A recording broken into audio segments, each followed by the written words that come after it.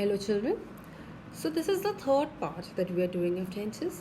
We have already discussed past and present, and today we will be doing the final part, that is the future tense. Now future tense is used to indicate any event that is supposed to take place in future. Now just like the other two tenses, future tense also has four aspects, that is your future simple, future continuous, future perfect and future perfect continuous.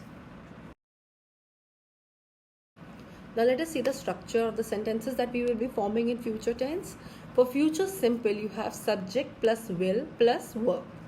Like I will eat later. She will eat at home. For future continuous, it is going to be subject plus will plus be plus verb ing. Okay, the verb has to be in the ing form. For example, I will be eating at 8 p.m. She will be eating a sandwich. Then for future perfect, you have subject plus will plus have plus past participle.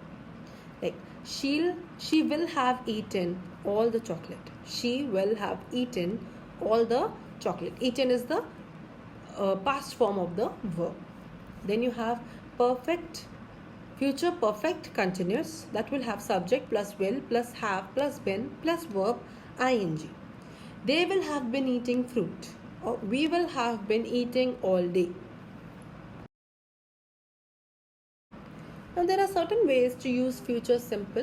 You can use it with will, with shall, with be going to. Okay, let us just see with will how do we use it. Now we use it with will to predict the future. It is the basic way we talk about the future in English, and we often use it if there is no reason to use another future tense. We can use it for future facts and for things also that are less certain, like the sun will rise at 7 a.m. Okay, or the so and so party will win the next election. So we are just sort of predicting future over here. Then you can also use it for promises, requests, refusals, or offers. It's about wanting to do something or not wanting to do something in the future. Like you can refuse or you can accept the request or the promise you can make, or you can make some offers like I will help you with your homework. Alright, or I will not go. Again, this is a refusal, and the first one was an offer. I will help you with your homework. Then we can also use will when we are talking about a decision at the moment of speaking, like right now. For example, I am cold, I will close the window. It's not very far in future. And then also you can use simple future with will when you have the first conditional, like if it doesn't rain, we will go to the park. Again, we use shall in the form of shall I or shall we. And these forms are used when you want to get someone's opinion, especially for offers and suggestions. Like for example, children, shall I open the window? Now you are asking for somebody's opinion. You are asking somebody, shall I open the window for you? Or do you want me to open the window for you? Or where shall we go tonight? Now you are asking, like, where shall we go tonight? Which restaurant or which movie? You are asking the person. Then we use be going to talk about our future intentions and plans, for plans as well as for predictions. Now for plans, how do we do it? We have run out of milk. I am going to buy some. Okay. And how do we use it for future predictions? Look at those boys playing football. They are going to break the window. The sky is getting darker and darker. It is going to rain. Right? Now, when do we use a future continuous tense? The future continuous tense is used, children, whenever we want to talk about an action in the future that overlaps another shorter action or a time. And this action in the future continues usually, future continuous usually starts before and might continue after the second action or time. Right? Like for example, at 8 o'clock I'll be eating dinner. So at 8 o'clock I'll be eating dinner. This is the first action, that it is going to be 8. And before 8 also I'm going to eat my dinner. And after 8 also I might continue eating my dinner. So there are two actions that are happening. The clock is going to strike 8 and I'm going to have my dinner. So both the actions will take place. And shorter one is 8 o'clock. So it will be there. Before that 8 I will be eating, and after 8 also I will be eating. Then you can use future continuous to talk about something that will happen if everything happens as we expect. Okay, like for making a future prediction only, sort of, that we know that this is something like this will be happening. Like for example, government will be making a statement later. So we know that the government is going to come up and make a statement later. Now let us find out the uses of future perfect. Alright. Now we use the future perfect to say how long for an action that starts before and continues up to another action or time in the future. Usually we need for this. When we get married, I'll have known Robert for 4 years. Or at 4 o'clock, I'll have been in this office for 24 hours.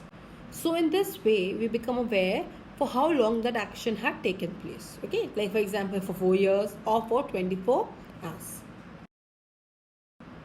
Then we use future perfect with the future time word to talk about an action that will finish before a certain time in the future, but we don't know exactly when. So we don't know when the action will finish, but we know that by that time it will be over, and that's why we use the word by. Okay, like for example, by 10 o'clock I will have finished my homework. Now this is the maximum time the person is giving, that by 10 o'clock I will have finished my homework. It is possible that I may finish my homework by 9, by 8, by 8:30, by 9:30, by 7. Okay, it is possible, but I will not be sitting beyond 10 o'clock. So by 10 this will be over. By the time I am 60 I will have retired. Another example, by the time I am 60 I will have retired. Now not necessary that I will be 60 and then only I will retire. I may be 51, 52, 59 or 58. That is up to me, or 42. That is up to me. But by the time I am 60 I will have retired. That means at least after 60 you won't find me working anywhere. And the last one, when do we use future perfect continuous? Now you use this perfect continuous to say how long for an action that continues up to another point in the future. Okay, like for example, you can say in April she have been teaching for 12 years. So in April she will complete her teaching for 12 years. By the time you arrive, I'll have been cooking for hours. So that means by the time that somebody will arrive, I'll have been cooking for hours. Again, for is used and the time period is used in future perfect continuous. Then you can also use future perfect continuous to talk about something that finishes just before another time or action. Like for example, when I see you, I'll have been studying, so I'll be tired. So there are two actions over here, and as a result of the action, the second action, there will be consequences. Okay, so the person is going to see another person, and that person is also going to be studying for a very long time. So because of that studying, that person will be tired. Okay.